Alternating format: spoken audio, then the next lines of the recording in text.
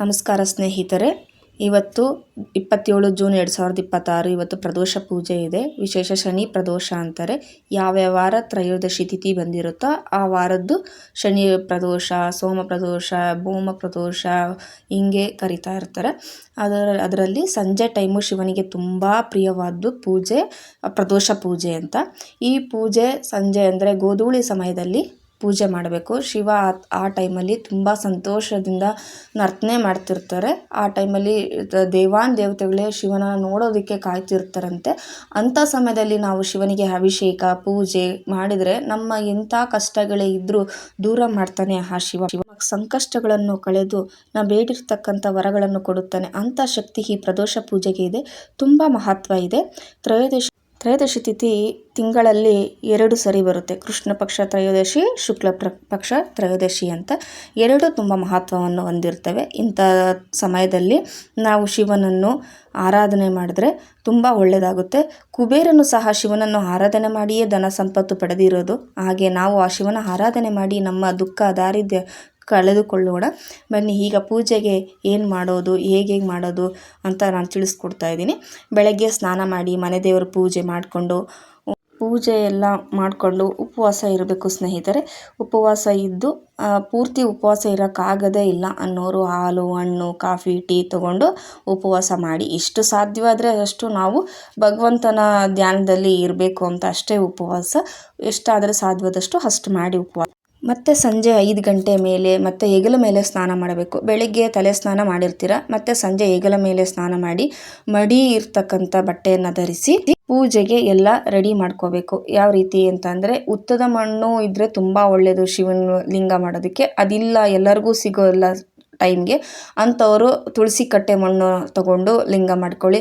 ಇಲ್ಲ ಅಂತಂದರೆ ನಿಮ್ಮ ಮನೆಯಲ್ಲಿ ಯಾವುದಾದ್ರೂ ಲಿಂಗ, ಪಂಚಲೋಹದ್ದಾಗಲಿ, ಬೆಳ್ಳಿದಾಗಲಿ, ಬಂಗಾರದ್ದಾಗಲಿ ಯಾವುದೇ ಲಿಂಗ ಇದ್ದರೂ ಅಭಿಷೇಕ ಮಾಡಿಕೊಂಡ್ರು ನಡೆಯುತ್ತೆ. ಈಗ ಪೂಜೆಗೆ ಏನೇನು ಬೇಕು ಅಂತಂದರೆ ಅರಿಶಿನ, ಕುಂಕುಮ, ತಿಲಾಕ್ಷತೆ, ಗೆಜ್ಜೆ ವಸ್ತ್ರ, ಬಿಲ್ಪತ್ರೆ, ದೀಪಗಳು, ಪಂಚಾಮೃತ, ಮತ್ತು ತುಂಬೆ ಹೂವು ಸಿಕ್ಕಿದ್ರೆ ತುಂಬೆ ಹೂವು, ದೀಪಗಳು, ನೈವೇದ್ಯಕ್ಕೆ ನೀವೇನೇನು ನೈವೇದ್ಯ ಮಾಡ್ತೀರಾ, ಪಾಯಸ, ಅನ್ನ, ಸಾಂಬಾರು ಎಲ್ಲ ಥರದ್ದು ನೈವೇದ್ಯ ಮಾಡ್ಕೊಳ್ಳಿ. ಸಂಜೆ ಅಷ್ಟೊತ್ತಿಗೆ ಎಲ್ಲ ರೆಡಿ ಮಾಡಿಕೊಂಡು ಪೂಜೆಗೆ ನೀವು ಮತ್ತೆ ಎದ್ದೊಳ್ಬಾರ್ದು. ಎಲ್ಲ ಏನೇನು ಬೇಕೋ ಒಂದೇ ಸರಿ ರೆಡಿ ಮಾಡಿಕೊಂಡು ಪೂಜೆಗೆ ಕೂತ್ಕೋಬೇಕು.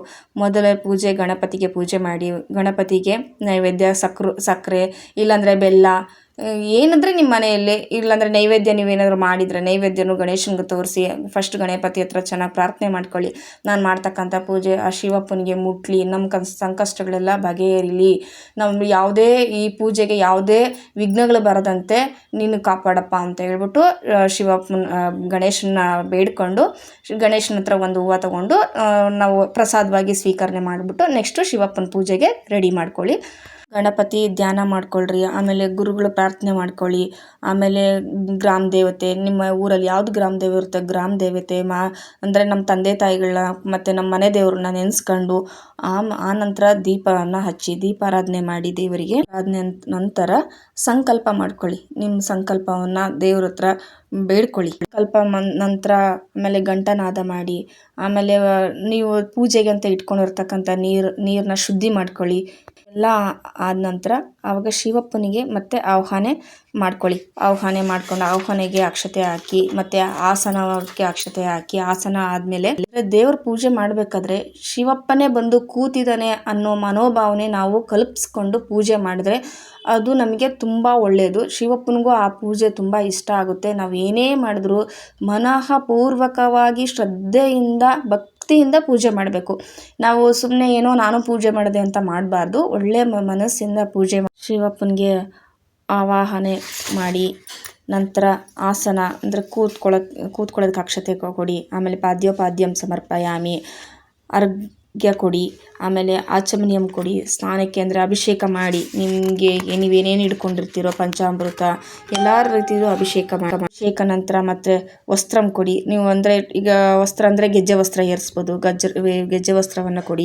ಅರಿಶಿನ, ಕುಂಕುಮ, ಅಕ್ಷತೆ, ಕಾಳು, ಹೂವುಗಳು ನೀವೇನೇನು ತೊಗೊಂಬಂದಿರ್ತೀರ ಅದೆಲ್ಲ ಹೂವನ್ನು ಮುಡಿಸಿ ಅಲಂಕಾರ ಮಾಡಿ ಎಲ್ಲ ಆದಮೇಲೆ ನೀವು ಶಿವ ಸ್ತೋತ್ರನ ಹೇಳ್ಕೊಳ್ಳಿ. ಶಿವನಿಗೆ ಏನೇನು ನಿಮಗೆ ಶಿವಪ್ಪನ ಬಗ್ಗೆ ಏನೇನು ಸ್ತೋತ್ರ ಬರುತ್ತೆ. ಎಲ್ಲ ಪಠನೆ ಮಾಡ್ಕೊಳ್ಳಿ, ನಿಮ್ಮ ಎಷ್ಟು ತೃಪ್ತಿಯಾಗುತ್ತೋ ಅಲ್ಲಿವರೆಗೂ ಎಲ್ಲ ಪಠನೆ ಮಾಡ್ಕೊಳ್ಳಿ. ಆಮೇಲೆ ಧೂಪ ತೋರಿಸಿ, ದೀಪ ತೋರಿಸಿ, ಆಮೇಲೆ ನೈವೇದ್ಯ ತೋರಿಸ್ಬಿಟ್ಟು ತಾಂಬೂಲ ದಕ್ಷಿಣೆಯನ್ನು ಅದೂ ಶಿವಪ್ಪನಿಗೆ ತೋರಿಸಿ, ಆಮೇಲೆ ನೀರಾಜನ ಲಾಸ್ಟಿಗೆ ಆರತಿ ಮಾಡ್ತೀರಲ್ಲ, ಆರತಿ ಮಾಡಿಬಿಟ್ಟು ಆಮೇಲೆ ಮಂತ್ರ ಪುಷ್ಪ ಹಾಕಿ ನಮಸ್ಕಾರ ಮಾಡ್ಕೊಳ್ಳಿ. ಪ್ರದಕ್ಷಿಣೆ ನಮಸ್ಕಾರ ಎಲ್ಲ ಹಾಕಿ, ಆಮೇಲೆ ಏನೇ ತಪ್ಪು ಮಾಡಿದ್ರು ನೀನೇ ಕಾಪಾಡಪ್ಪ, ನನಗೆ ಎಷ್ಟು ಜ್ಞಾನ ಇದೆಯೋ, ನನಗೆ ಎಷ್ಟು ಶಕ್ತಿ ಇದೆಯೋ ಅಷ್ಟರಲ್ಲಿ ನಾನು ಪೂಜೆ ಮಾಡಿದ್ದೀನಿ ಅಂತಬಿಟ್ಟು ಕ್ಷಮಾಪಣಾ ಪ್ರಾರ್ಥನೆ ಅಂತ ಒಂದು ಮಾಡ್ಕೊಳ್ಳಿ. ಮನಸ್ಸೇ ನಿಮ್ಗೆ ಇಚ್ಛೆ ಏನಿದ್ರೆ ಅದರನ್ನು ಪ್ರಾರ್ಥನೆ ಮಾಡಿ ದೇವ್ರ ಹತ್ರ ಒಂದು ದೇವರ ಮೊರೆ ಹೋಗಿ, ನನಗಿಂತ ಕಷ್ಟ ಇದೆ ಸ್ವಾಮಿ, ಅದನ್ನು ನೀನೇ ನೋಡ್ಕೊ, ನಂಗೆ ಈ ಕಷ್ಟಗಳಿಂದ ಹೊರ ಬರಲು ನೀ ಯಾವುದಾದ್ರೂ ದಾರಿ ತೋರ್ಸಪ್ಪ ಅಂತ ನಿಮ್ದು ಏನೇ ಇದ್ರೂ ಅಲ್ಲಿ ಬೇಡ್ಕೊಂಡು ಅಕ್ಷತೆ ಹೂವು ಇಟ್ಬಿಟ್ಟು ನಮಸ್ಕಾರ ಮಾಡಿಕೊಂಡು ಆಮೇಲೆ ನೀವೇನು ನೈವೇದ್ಯ ಮಾಡಿರ್ತೀರೋ ಆ ನೈವೇದ್ಯನ ಊಟ ಮಾಡ್ಬೋದು. ಈ ಥರ ಸರಳವಾಗಿ ಶಿವಪ್ಪನಿಗೆ ಪೂಜೆ ಮಾಡಿಕೊಂಡು ಶಿವ ಆಶೀರ್ವಾದ ಪಡ್ಕೊಳ್ಳಿ.